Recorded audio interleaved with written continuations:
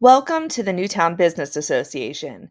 We want you to take full advantage of all of the membership benefits that you have. So, the first thing that you should be doing is updating your profile.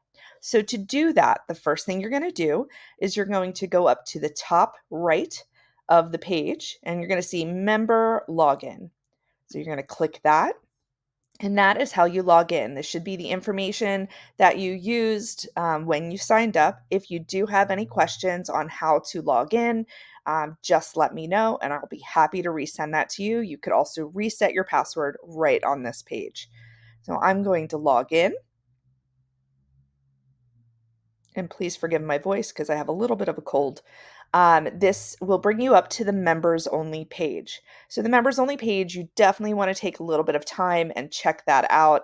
That has all kinds of great information, links to the member lists that we have, different resources, how to be a sponsor, all kinds of great things. So, take some time and go through this page. But for today, we're going to make sure that you update your profile.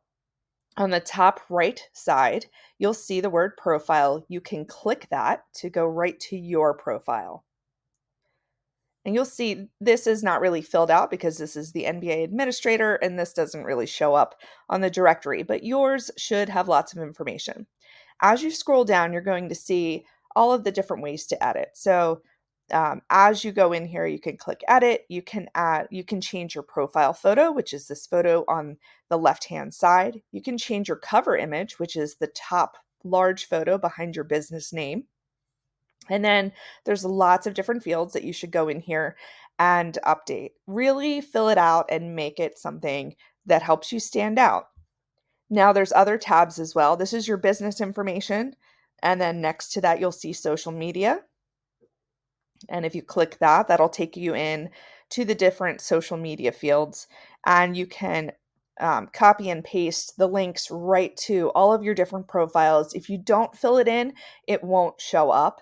But if you do have links to any of these things, this is great to help people get connected to you, in on other platforms.